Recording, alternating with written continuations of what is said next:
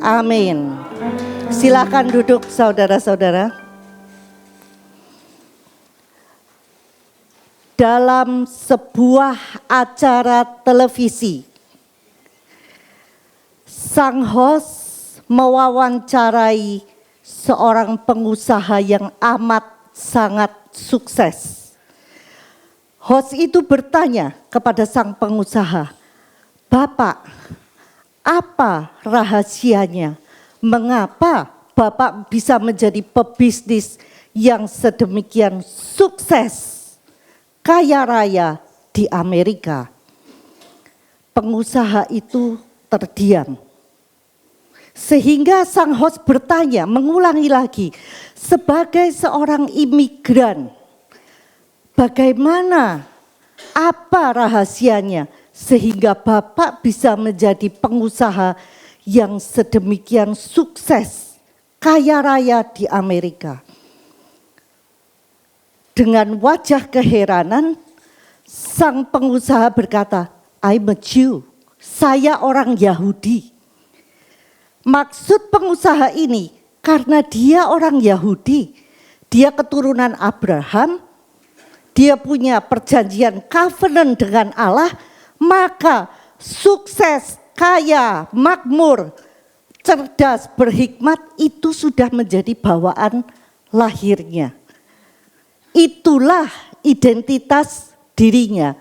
Sama seperti kalau Bapak Ibu bertanya kepada saya, "Bu Yeni, bagaimana Bu Yeni menjadi seorang wanita?" Saya enggak tahu. Saya lahir sudah jadi wanita.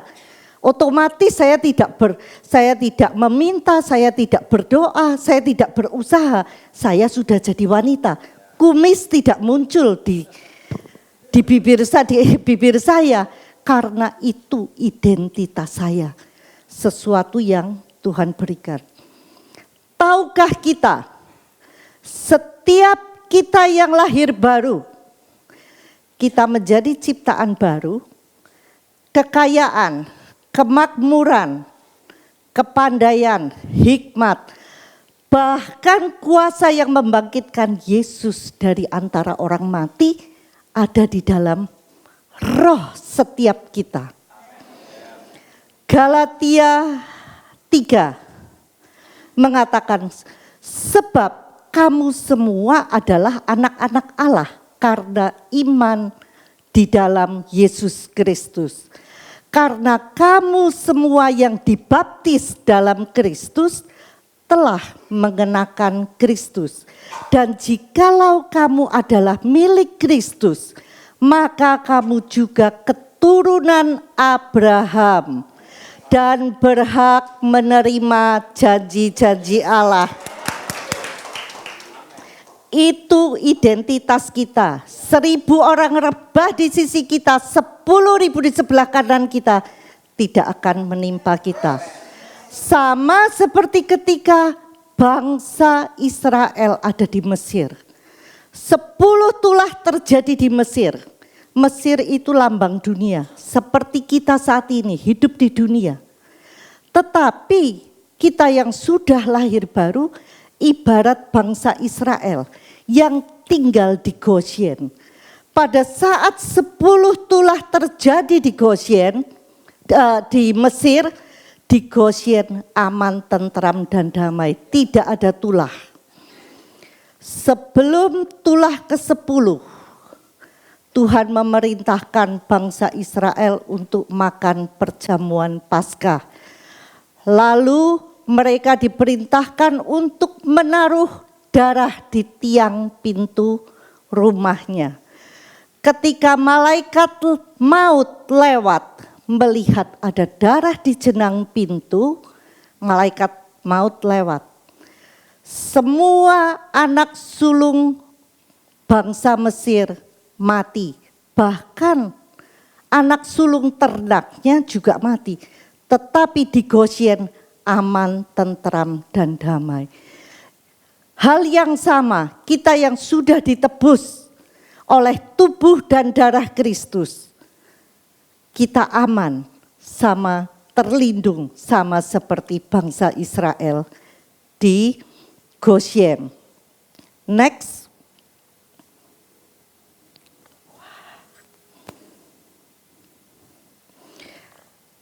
kemakmuran kita mengalir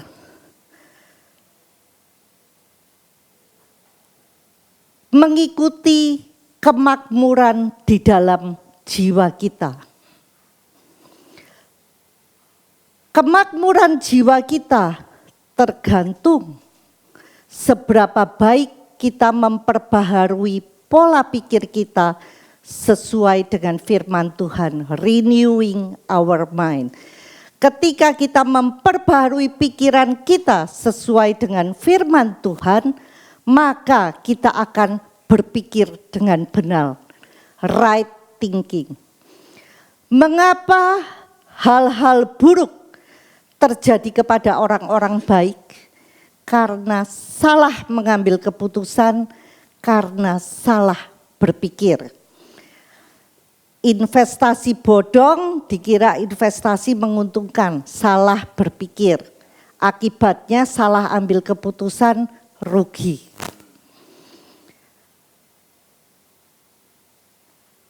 Firman Tuhan dan seluruh janji-janjinya menjadi milik kita ketika kita sudah lahir baru. Tetapi meskipun kita menghafal banyak ayat firman Tuhan, sebelum kita melakukannya, maka kita belum memperbaharui pemikiran kita. Sampai kita bertindak menghidupinya, barulah kebenaran firman Tuhan itu mengubah pola pikir kita. Kita harus jadi doer, pelaku firman. Itulah sebabnya ada orang-orang hafal ayat yang begitu banyak, tetapi mengapa kehidupannya tidak berubah?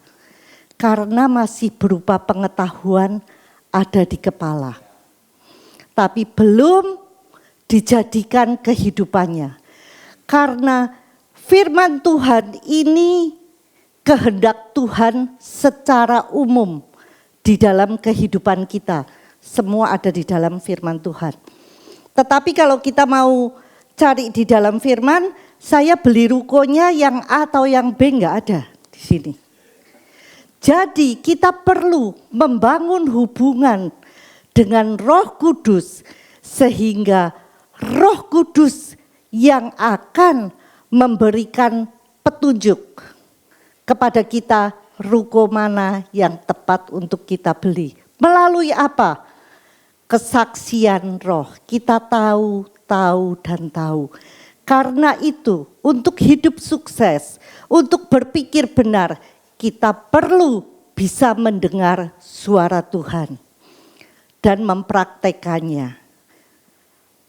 Semakin kita berlatih menghidupi kebenaran firman Tuhan, semakin kita skillful, terampil mempergunakan firman. Jadi gak bisa kita cuma hafal satu ayat, semua masalah kita mau diselesaikan dengan ayat itu, gak bisa.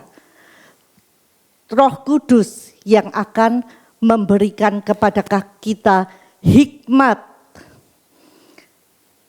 dengan ayat yang mana yang tepat. Ketika kita semakin terampil, maka kita tahu kita bisa menggunakan otoritas kita untuk mengalahkan musuh. Penyakit datang, kita tidak lagi memohon-mohon kepada Tuhan untuk menyembuhkan. Tetapi kita bisa memerintahkan dengan otoritas kita, penyakit pergi. Tunduk kepada Allah, lawanlah iblis, maka ia akan lari daripadamu. Kita tahu ayat mana dan bagaimana mengatasinya. Di mana tempat kemakmuran kita? Tempat kemakmuran kita adalah di dalam kehendak Tuhan. Masih ingat ketika beberapa bulan yang lalu saya mengajarkan Roma 12 ayat 2. Ketika kita mengetahui kehendak Allah apa yang baik, kita dapat 30 kali lipat. Kita tahu apa yang berkenan kepada Allah, kita dapat 60 kali lipat. Dan ketika kita tahu kehendak Allah yang sempurna, kita mendapat 100 kali lipat. Next. Mazmur 119 ayat 107 berkata, Quicken me, O Lord, according unto thy word. Hidupkan aku ya Tuhan menurut firman-Mu. Firman Tuhan yang dihidupkan itulah yang disebut rema. Suara Tuhan yang khusus untuk menuntun kita. Ukuran firman Tuhan yang bisa dihidupkan di dalam kita, itu tergantung stok firman yang ada di dalam hati kita. The measure of word that is in you is only the measure can use to quicken you. The greater the measure the word in you, the more He's got to quicken. Semakin banyak firman yang kita stok di dalam hati kita, maka semakin banyak firman yang bisa dihidupkan oleh Roh Kudus, semakin tepat arahan Roh Kudus yang bisa kita mengerti. Contohnya kalau kita mau ngomong sama orang Amerika, kita cuma taunya yes, no, thank you. Susah ngarainya. Mau kasih tahu beli roti tawar gitu susah. Tapi semakin banyak perbendaharaan kata-kata kita, semakin lancar komunikasinya. Demikian juga dengan Roh Kudus dengan kita. Semakin banyak firman yang kita simpan dalam hati, semakin presisi kita bisa mengerti apa kehendak Tuhan. Semakin kita presisi, berpikirnya benar, keputusannya benar, kelimpahan ada di dalam kita. Yohanes 15 ayat 7 mengatakan, jikalau kamu tinggal di dalam aku dan firmanku tinggal di dalam kamu, mintalah apa saja yang kamu kehendaki dan kamu akan menerimanya. Ternyata di New King James, kata tinggal, abide, itu diartikan sebagai meditate, merenungkan. Jadi bagaimana sih artinya kita tinggal di dalam Tuhan? Kita merenungkan tentang Tuhan dan firman-Nya, dan firman-Nya itu tinggal di dalam kita, tertanam di dalam kita. Minta apa saja yang kamu inginkan, kamu akan menerimanya. Itu kuncinya. Next. Kehidupan kekristenan itu seperti dua sisi mata uang. Secara rohani, setiap kita yang sudah lahir baru, sudah kaya, makmur, berhikmat, punya kuasa penuh. Sisi rohani. Tetapi di baliknya ada sisi experience, sisi pengalaman. Ternyata pengalamannya setiap kita beda-beda kan, makmurnya beda-beda, pinternya beda-beda. Apa yang membedakan? Karena untuk bisa mengalami, tadi masih ingat gambar yang tadi, yang keren, kekayaan yang sudah ada di dalam roh, tergantung kekayaan jiwa kita, sehingga bisa termanifestasi ke dalam tubuh, ke dalam alam natural. Kerajaan Allah bisa kita nikmati di alam natural melalui pewahyuan, artinya hubungan kita dengan Tuhan dan hubungan kita dengan sesama. Berkat-berkat Allah datang kepada kita melalui tangan orang lain. Lukas 6 ayat 38. Beri maka kamu akan diberi. Jadi enggak bisa kita begini, saya sudah kaya secara rohani, saya mau hidup di gunung sendirian. Kita enggak bakalan bisa makmur, karena untuk makmur kita membutuhkan orang lain. Allah telah menetapkan kita untuk menerima pertumbuhan yang sehat, penyediaan dan anugerah melalui orang lain yang telah diikatnya dengan kita dalam hubungan di dalam tubuhnya.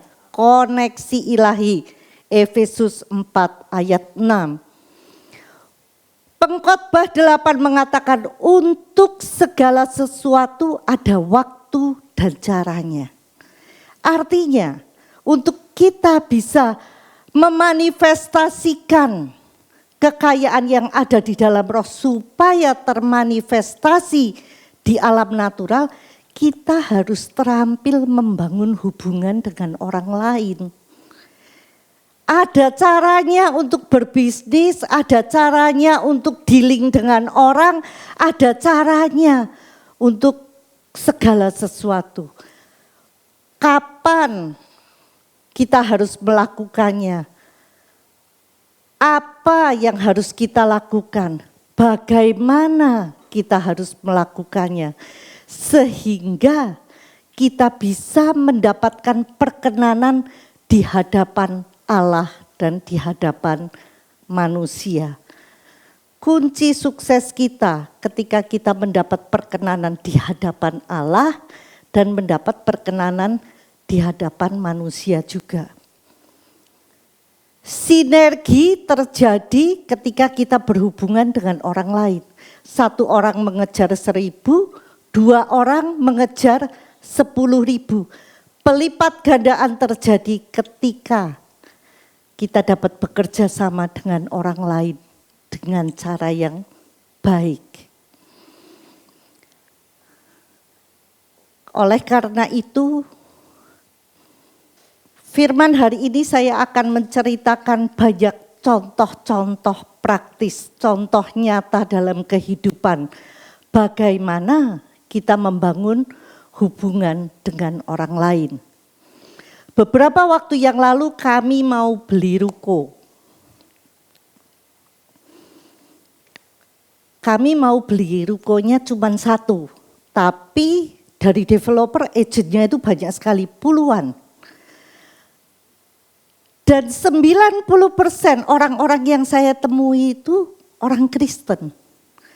Banyak juga di antara mereka dari gereja-gereja yang sudah oke, artinya mereka juga sama-sama sudah lahir baru. Artinya kekayaan mereka di dalam rohaninya full semua loh itu, sudah lahir baru. Tapi kan saya beli rukonya cuma 1, cuma butuh 1 agent. Siapa yang dipilih?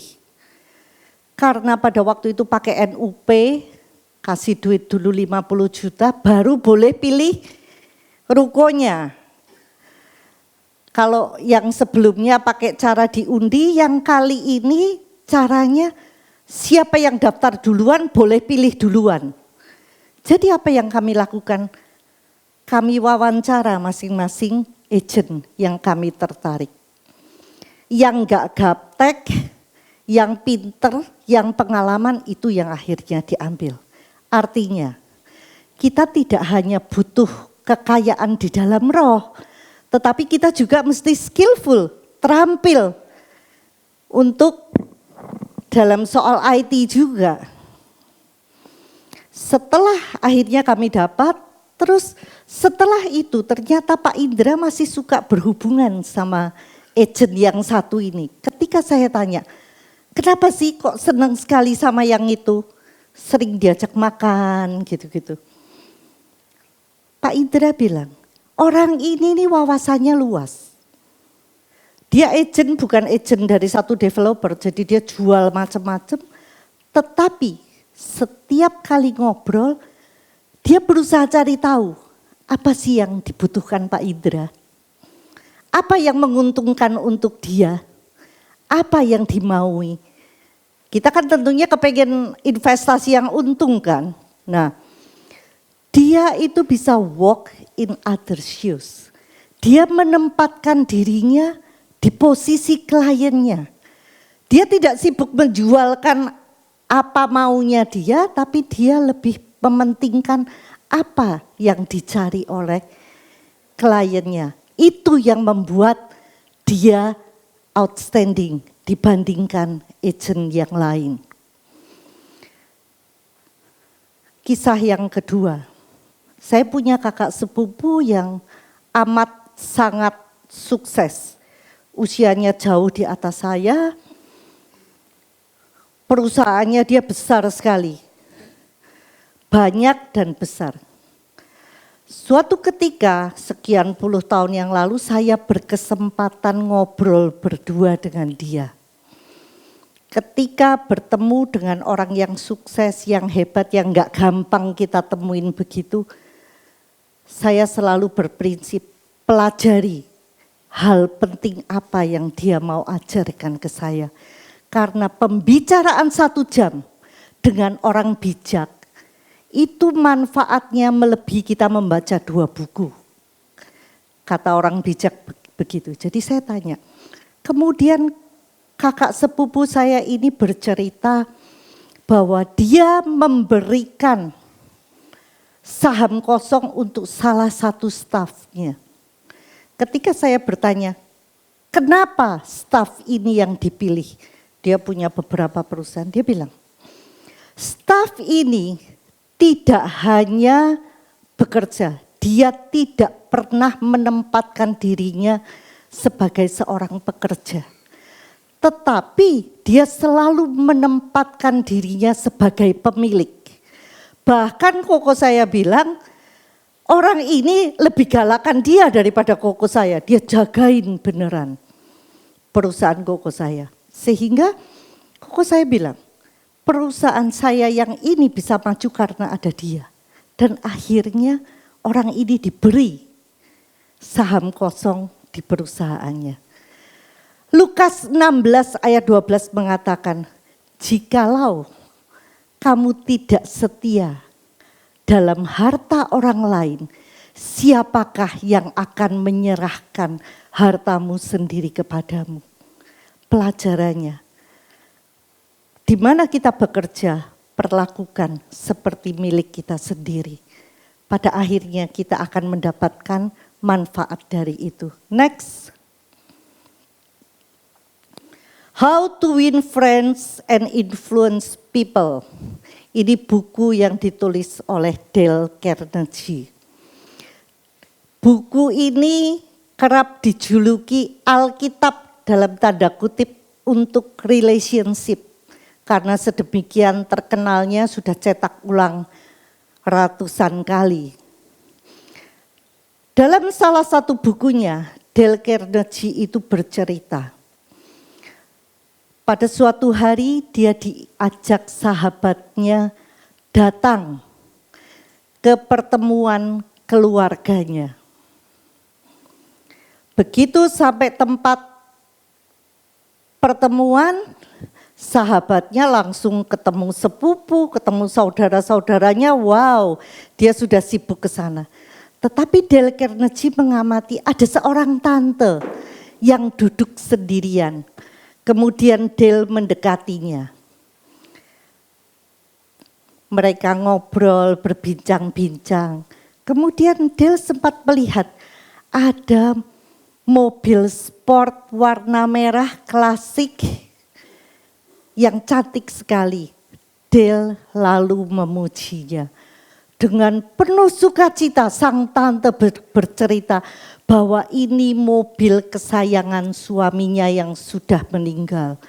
Kemudian sang tante cerita kenangan dulu pergi kemana dengan suaminya dan sebagainya. Selama sang tante bercerita, Dale Carnegie mendengarkan dengan antusias. Dan dia pintar. Pada saat-saat tertentu dia menimpali dengan 1-2 kata dan sebagainya. Tante ini begitu penuh sukacita bercerita kepada Dale Carnegie. Tante ini sempat bilang, sayang sekali, itu keponakan-keponakan itu gak ada satupun yang menghargai mobil tua ini, dia bilang. Gak ada di antara mereka yang seperti kamu, yang tahu betapa berharganya mobil sport merah ini. Ketika selesai, kemudian sahabatnya ingin pulang, kemudian sahabatnya mendekati Dale dan tantenya. Mereka akan berpamitan pulang. Ketika akan berpamitan, kemudian sang tante memuji Dale Carnegie kepada sahabatnya. Temanmu ini seorang komunikator yang luar biasa katanya.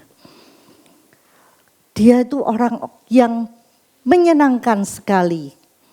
Padahal sejak tadi yang ngobrol itu siapa? Yang ngomong siapa? Sang tante. Dale Carnegie itu hanya mendengarkan.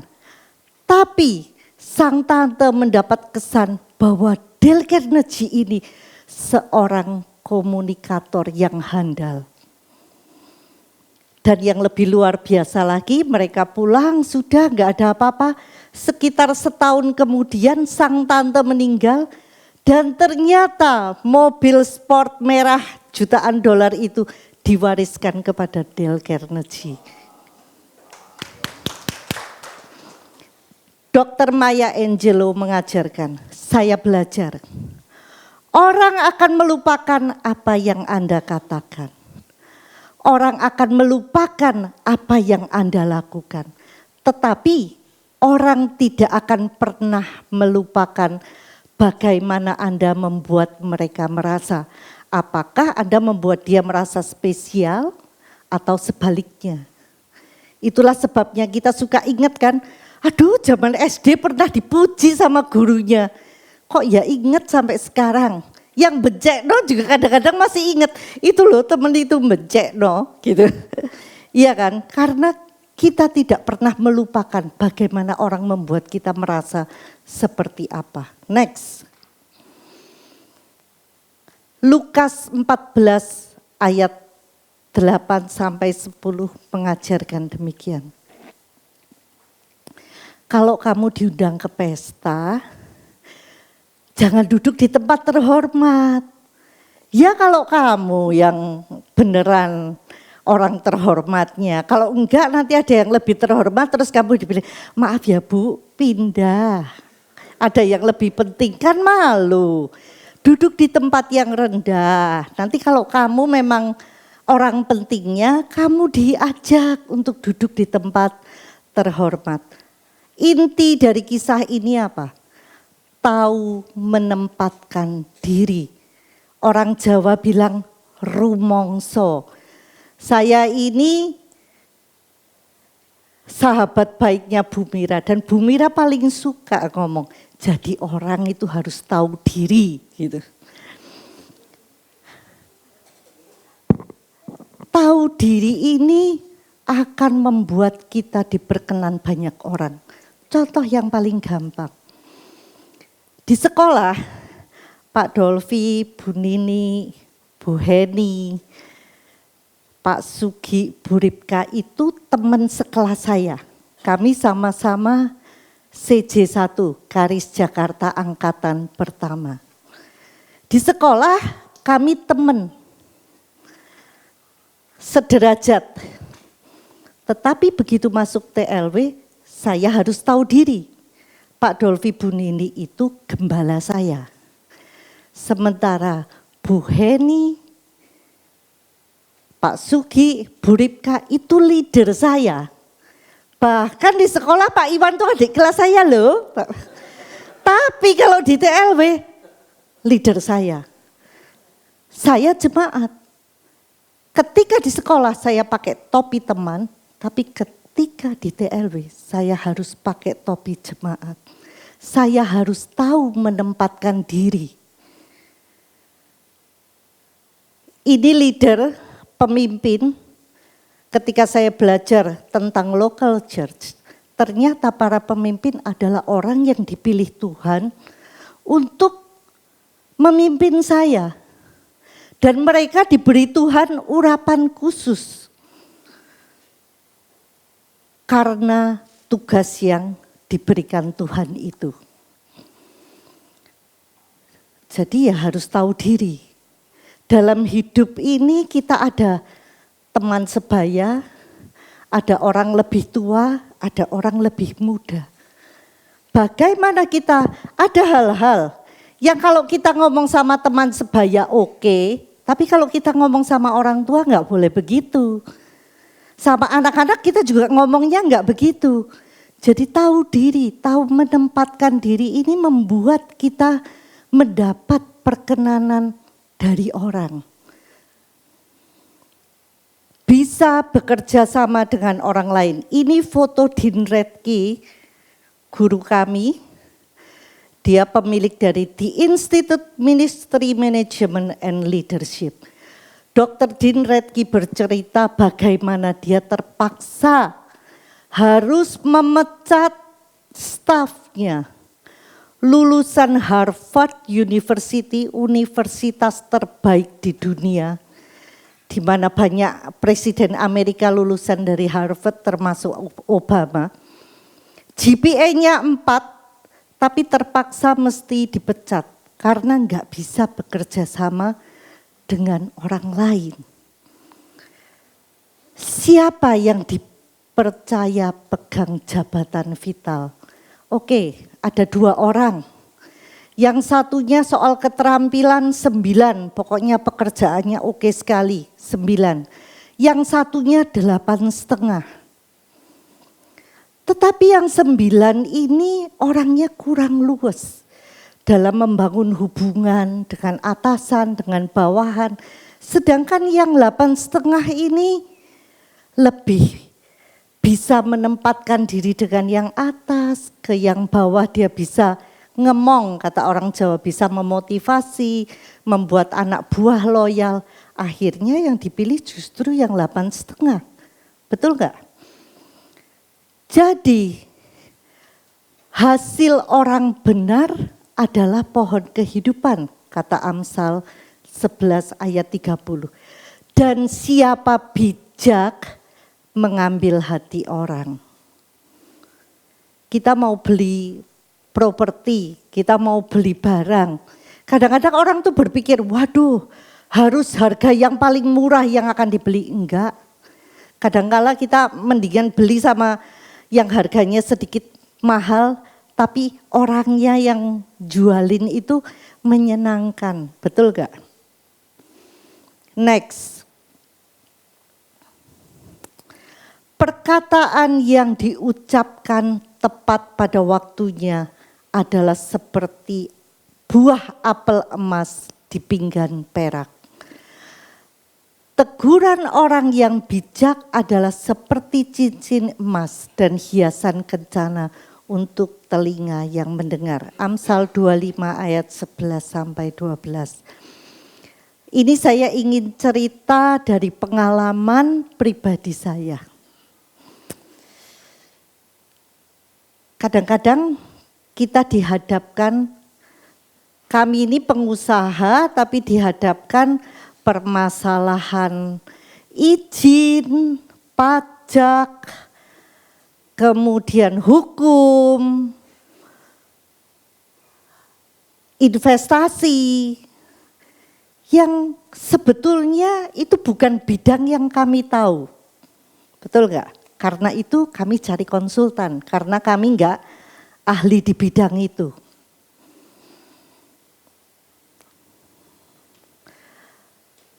Nah, tidak sedikit ketika ketemu dengan para profesional, kemudian dikirimin WA, pasal-pasalnya, berlembar-lembar pula. Baca aja udah tepok jidat ini, udah gak ngerti ini. Apalagi gak di bold lagi, yang mesti diperhatikan yang mana. Belum baca itu sudah cari Panadol duluan. Nah, saya ingin memberi clue. Apa sih yang diharapkan oleh kami? Boleh next dulu gambarnya? Ini Kwik Kian Gi. Kenapa saya suka Kwik Kian Gi? Karena Kwik Kian Gi itu bisa menjelaskan hal rumit dengan cara yang mudah. Saya ingat sekali ketika Kwik Kian Gi menjelaskan tentang devaluasi. Orang awam kan nggak ngerti apa itu devaluasi. Dia bercerita tentang devaluasi dengan ilustrasi istri yang menjual nasi goreng. Sehingga orang awam pun paham. Nah, Bagi kami, ketika kami ketemu konsultan, yang diharapkan itu apa sih? Kamu jelasin ke aku, pilihanku itu apa saja, untung ruginya apa. Pilihan A, keuntungannya begini, kerugiannya begini. Pilihan B, keuntungannya ini, kerugiannya ini. Sehingga klien itu bisa ambil keputusan dengan jelas, tahu apa yang dipilih. Karena nanti kami yang tanda tangan. Kalau sudah tanda tangan nggak bisa saya ketemu konsultan, ketemu orang pajak terus saya bilang, loh Pak itu yang salah konsultan saya. Yang tanda tangan siapa Bu? Gitu. Itu jadi resiko kami. Jadi kami butuh penjelasan yang jelas. Jelas pilihannya. Ada buku Why We Want You to Be Rich. Ditulis oleh Donald Trump dan Robert Kiyosaki. Apa kehebatan buku ini? Buku ini itu intinya cuma menceritakan begini. Ternyata orang kelas pekerja dan kelas menengah di Amerika membayar pajak jauh lebih tinggi daripada orang kaya. Karena itu bukunya mengajarkan mengapa saya ingin kamu jadi orang kaya. Karena orang kaya membayar pajak lebih sedikit. Gak adil dong Bu, lah undang-undangnya begitu. Ternyata karena perusahaan yang besar, mereka bayar pajaknya mestinya juga sama besarnya. Tapi karena mereka punya anak-anak perusahaan, sehingga akhirnya di split banyak perusahaan itu, mereka bayarnya jadi rendah. Nah inilah yang diharapkan dari para profesional itu, bukannya kita ketika ketemu konsultan kita kepengen tahu undang-undangnya seperti apa sih, terus dikasih berlebar-lebar, bukan itu. Yang kami harapkan itu kreativitasmu itu loh. Clue-nya di mana sehingga kita tuh bisa ngirit, masih bisa untung dengan cara yang tidak melanggar hukum. Kembali ke sebelumnya, gambar. Ketika kemarin saya sengaja akhirnya saya post tentang putri saya di TLW karena sehari ini saya mau cerita tentang putri saya. Jadi at least sudah tahu tampang anak saya kayak apa. Ketika putri saya cari konsultan pajak, dia ketemu beberapa orang. Akhirnya dia memutuskan konsultan pajaknya dia pilih yang A. Ketika saya tanya, kenapa kamu pilih yang A? Ya Mah, yang B itu sebetulnya lebih berpengalaman, lebih senior. Kebanyakan kliennya dia perusahaan besar tapi konvensional. Ketika aku ketemu yang B ini Mah, aku sampai gak bisa tidur semalaman. Karena nakut-nakutin. Kalau ini begini loh, kalau ini begini loh, aku nggak bisa tidur. Dia bilang itu.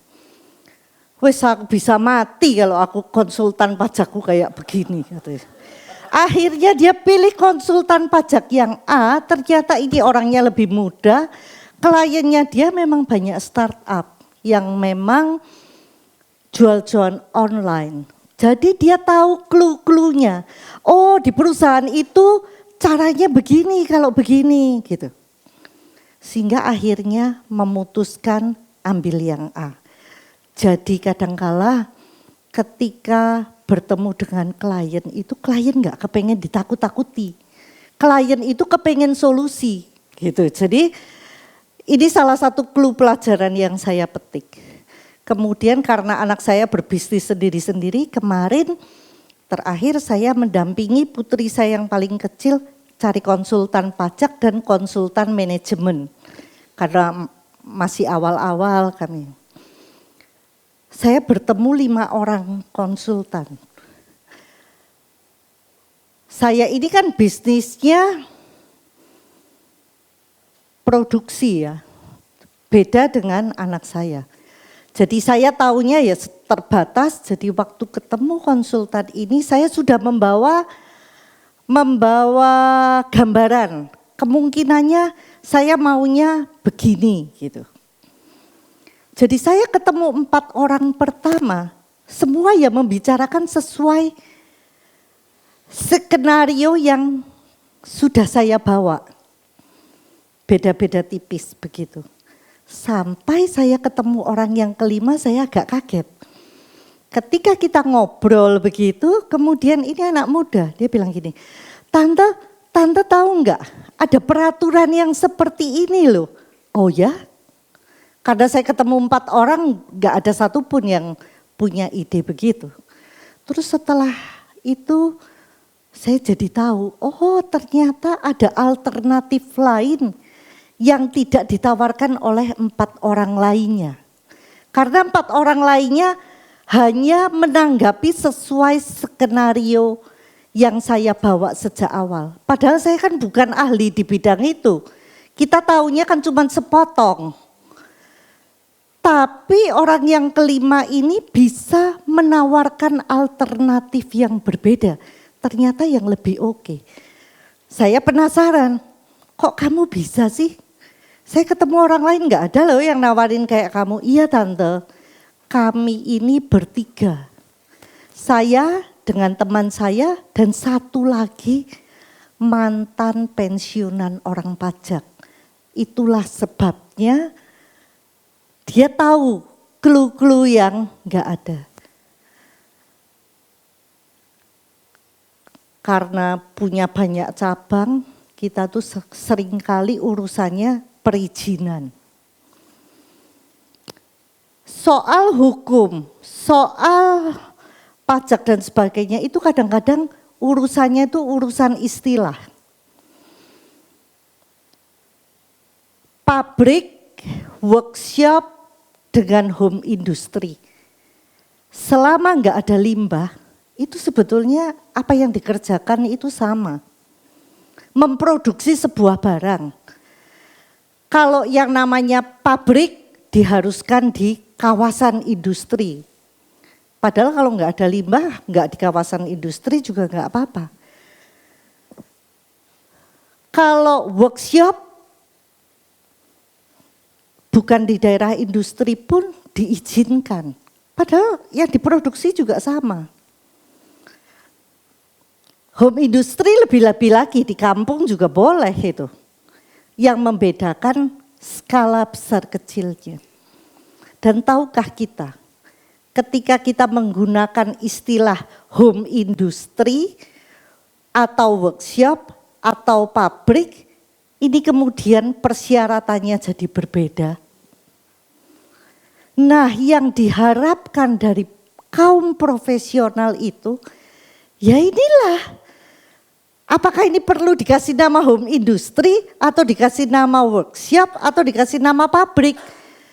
Di mana kita bisa tidak melanggar hukum, tapi perizinan jalan kita masih bisa dapat untung. Sebetulnya itu kan yang diharapkan. Nah, ketika kita terampil dalam kehidupan, maka kita akan outstanding. Jet coaster, Pak Indra selalu berprinsip anak-anaknya enggak boleh penakut. Jadi dari kecil anak-anak kami dilatih harus berani naik jet coaster. Makin ngeri pokoknya kalahkan ketakutan. Karena kalau kamu penakut, kamu gak akan pernah bisa sukses. Kami belajar dari pengalaman banyak teman-teman yang jenius sekali. Waktu sekolah jagoan luar biasa, IQ-nya juga tinggi sekali. Tetapi tidak sukses dalam kehidupan karena terlalu takut, terlalu berhati-hati, tidak berani ambil resiko. Meskipun secara roh kita sama kayanya, kalau kamu gak berani ngapa-ngapain, gak berani melangkah ya gak bakalan sukses. Gitu loh. Ada hal-hal yang kita harus lakukan di dunia nyata. Pak Indra selalu ngomong, kalau 70% aman, ya ambil keputusan. Enggak apa-apa itu, harus berani. Kalau mau yang 100% tanpa resiko itu, ya enggak hidup itu. Enggak ada yang begitu. Tanya Pak Iwan, kita kan beberapa kali juga salah investasi ya Pak. Tetapi, toh kami punya investasi-investasi lain yang menguntungkan. Firman Tuhan sudah berjanji, kalau orang benar itu meskipun jatuh tidak tergeletak. Jadi kita harus berani melangkah, belajar. Next time dengar Tuhan lebih baik lagi.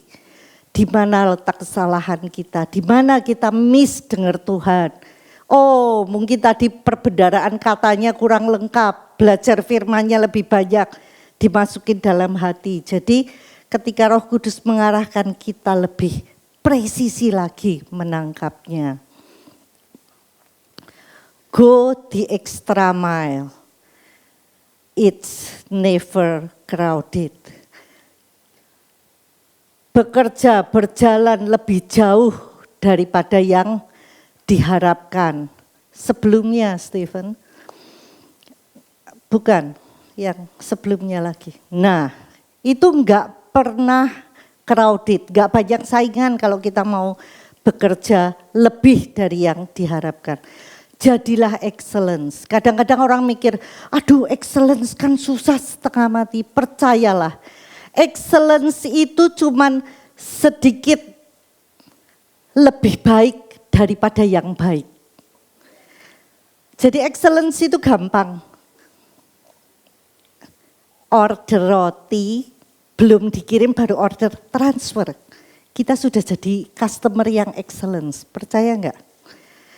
Kita punya utang ke supplier, bayar tepat waktu itu sudah bagus. Coba bayar sehari atau 2 hari sebelum jatuh tempo.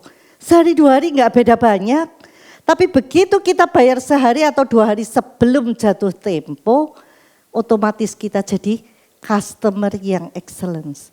Harga naik langsung ditawari. Mau enggak ekstra? Bayar dulu. Mau berapa truk? Nah, gitu kan. Tinggal kita transfer duit. Menjadi excellence itu tidak sulit. Asal mau. Promotion comes from the Lord. No hidden agendas. Promosi itu datang dari Tuhan ketika kita berhubungan dengan teman tanpa ada udang di balik batu. Tidak ada modus.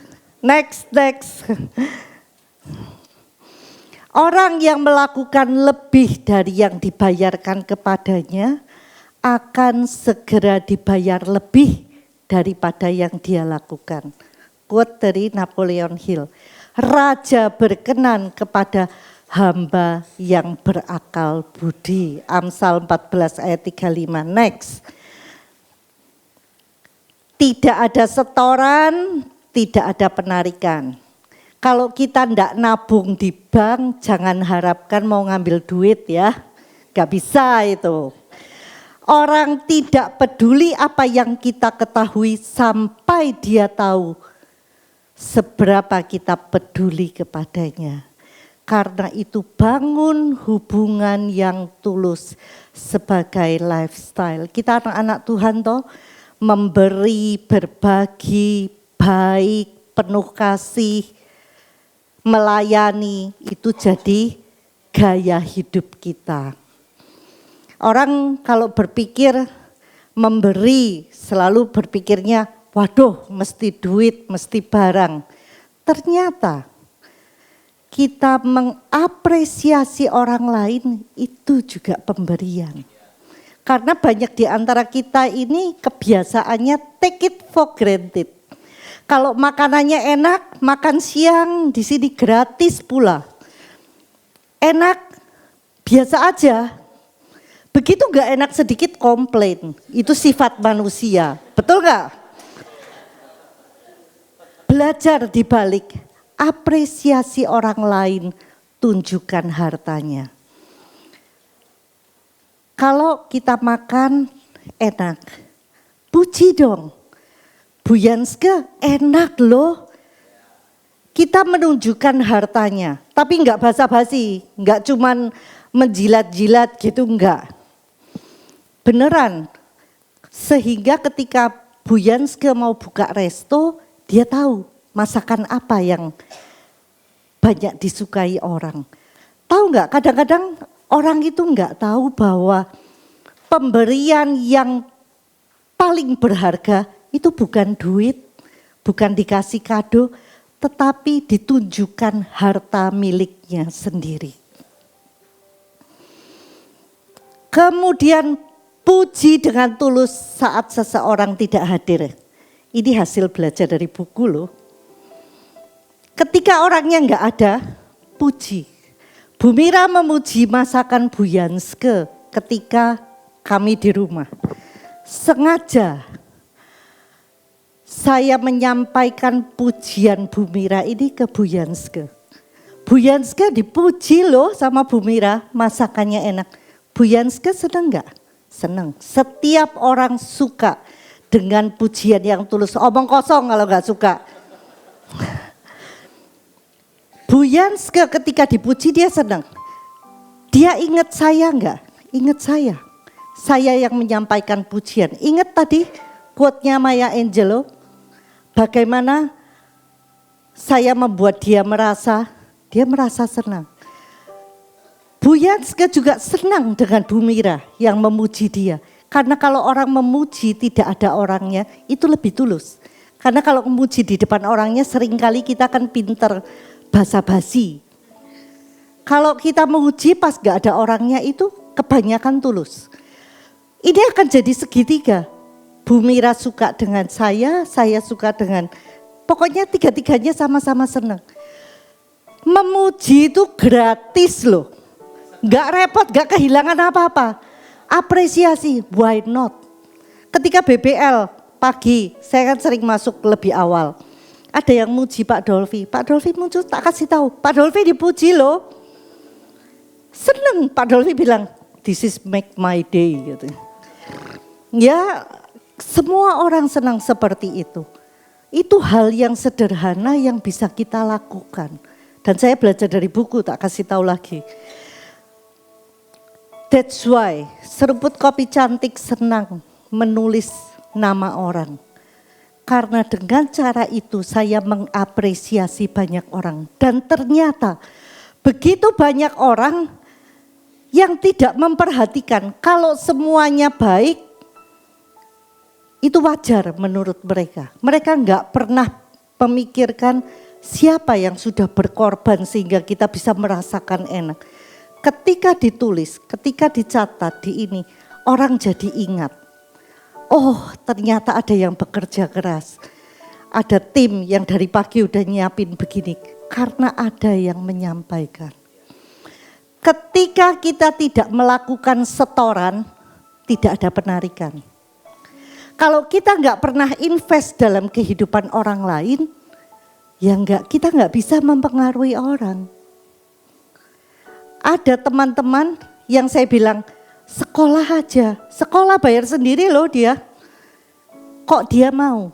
Karena saya sudah berinvestasi dalam kehidupannya. Dia tahu saran saya nggak ada kepentingan untuk saya sendiri. Saran saya untuk kebaikan dia. Bahkan ada yang bisnisnya nggak bisnis tangki, dibela-belain jual tangki. Jadi agen Empoint karena merasa diberkati dari Seruput Kopi Cantik. Pada dasarnya manusia itu baik. Kalau kita baik sama orang, 90% adalah yang 10% nggak tahu terima kasih. Tapi 90% orang itu kalau kita baik sama dia, dia ingin membalas kebaikan kita. Next. Pernahkah engkau melihat orang yang cakap dalam pekerjaannya? Penutup ini. Di hadapan raja-raja dia berdiri. Bukan di hadapan orang-orang hina. Jadi secara rohani kita sudah diberkati tapi kita perlu melatih diri supaya kita terampil juga dalam membangun hubungan dengan sesama. Karena berkat kita mengalir melalui sesama. Mari kita praktekkan. Tuhan Yesus memberkati.